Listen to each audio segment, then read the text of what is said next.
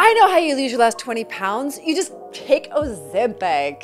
I know how you lose the last 20 pounds. You just cut it off your body. Oh my gosh, that's crazy. I have wanted to take a knife and slice the fat off my body. It's been that vulgar in my mind before on my journey. I have these For those of you who don't know, I used to be 320 pounds and we've lost 255 pounds combined with no loose skin. And that is actually a fact. Yeah, it's true. And not an opinion. We have some tips today that we want to share with you to save you the time and agony of how to get the weight off. Now, did you guys know that I'm still on my last 20 pounds to lose? I am on that journey right now and it is freaking hard. And if you can relate, comment down below because I'd love to hear your frustrating stories because I've got thousands. Well, I mean, stepping it up is the way to go. And that's what you've been doing. Literally, you've been running, you've been... I went from 4 speed to 5 speed to 5.5, and now I'm at 6 speed, and my endurance is way better, and I'm way faster. Oh, cool. Maybe we can walk up the mountain together this weekend. Okay. I'm busy this weekend. Oh. All right. Anyway, we'd love to share with you a couple of tips that we know that are science-backed that we use, and I hope will help you to get the last 20 pounds off or even to get the next 20 pounds off. We noticed that 85.8% of you guys are not subscribed. So what are you doing? We give you guys free weight loss advice. And to the 14.2% that are subscribed, you guys are doing something right here. So thank you for all your support. We really appreciate it. But seriously, if you're not subscribed, go ahead and click the subscribe button down below. A lot of people that we know, a lot of clients and people that come to us just don't eat. They're like, how am I so fat? I don't eat. And then what they're doing is they're drinking coffee all day because they're busy, and then they eat at like 8 p.m. a huge meal. And they might not be eating that many calories. And one thing we realize is that if you space your meals out throughout the day, especially if you're emphasizing protein, you're going to get a way better result. So that means trying to get in at least 20 to 30 grams of protein per meal, not all at one meal. It helps to satisfy your metabolic needs, and it helps to get your metabolic rate up. So you're also not going to be as hungry, which is pretty awesome. So try to time your protein throughout the day. It'll help keep your blood sugar more stable, which gives you a better mood, and it'll help your body to absorb and digest much more optimally.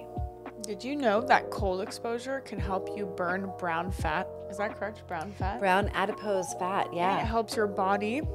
Correct me if I'm wrong, but basically your body burns more calories because you're so cold. So it's trying to it's basically burning energy to make you warm again, right? Exactly, yeah, thermogenesis. So cold exposure can really help. Now you can take a cold shower. We have a cold plunge, but not everybody has a cold plunge. But cold shower. You can also do a cold bath with ice. And end on cold. Don't do cold and then heat yourself up again. Like, you have to end on cold. You could also wear less layers. Like if you go for a walk and it's fall or winter where you are, just don't wear a coat. Don't get sick though. You gotta And there's also this other side too, where if you want to sweat more, you can also wear a bunch of layers when you work out, and then you get extra sweat, which is what I do. People look at me. People ask me, why do you wear a hat when you're working out? Sweat. Right, yeah, but cold exposure though is key for this point if you want to get the last 20 pounds off. Penelope loves to sweat. Sweating's important. If you're not sweating, that's also important. But that's like a different video. I take a cold shower. Okay, well that's interesting. And I sauna, and then I do a cold plunge. The third point is to know your sleep chronotype. We like to go to bed early and wake up early. We may have recreated our sleep chronotype just by doing that because we believe it's a weight loss hack. But knowing your sleep chronotype and adhering to that is really, really important. Like, you go to bed early, you wake up early. That I think is the best one. But most importantly, you should eat 3 hours before you go to bed.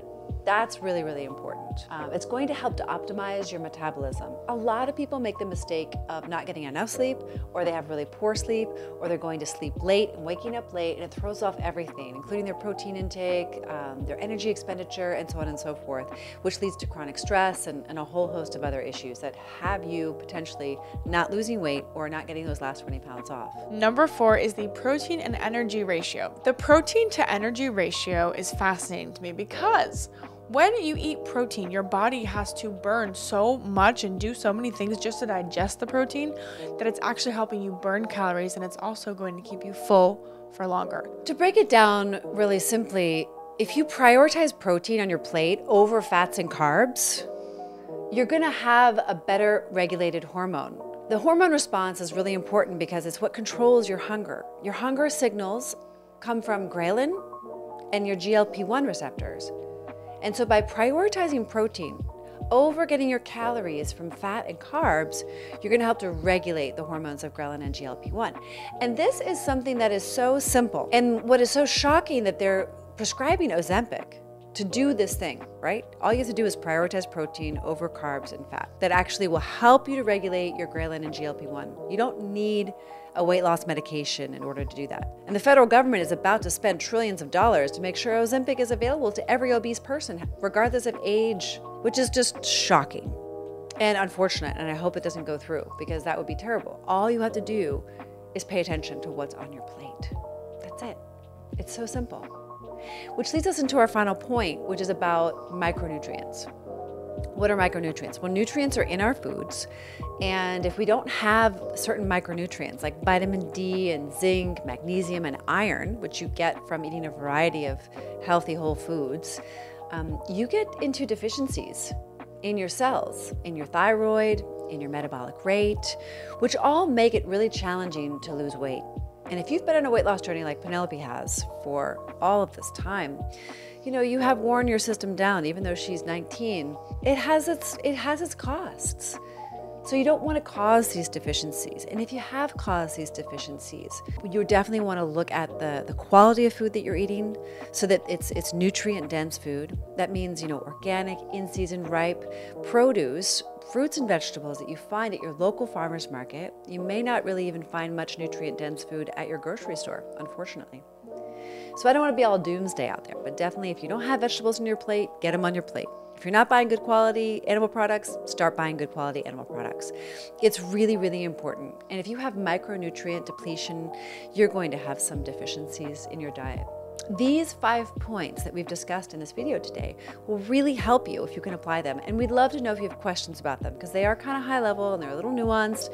And we know that they make the difference, because they're making a difference for us in maintaining our weight loss and continuing to lose weight and get healthier. It's really, really powerful. I can't think of anything actually more important, not so much the weight loss, but getting healthier, because that's a kind of freedom that you can't buy, and that is more valuable than anything imaginable. We have an amazing women's accountability group, and we only accept cool women. So if you're not a cool girl, don't join. But we have an amazing group, and we are with you guys live 7 days a week. If you're ready to get those last 20 pounds off, or you have just 20 pounds to lose, consider joining our women's weight loss and accountability group. It's a really powerful group of very positive women who are extremely supportive.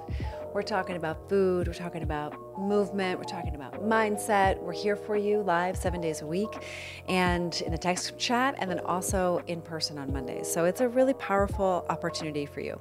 I hope that you'll click the link in the description so we can get to know you better. Don't forget to like, share, comment, and subscribe, and we will see you all the time. We help women to beat obesity with our Step It Up system in just 90 days. Click the link in the description to learn how to lose weight without drugs like Ozempic.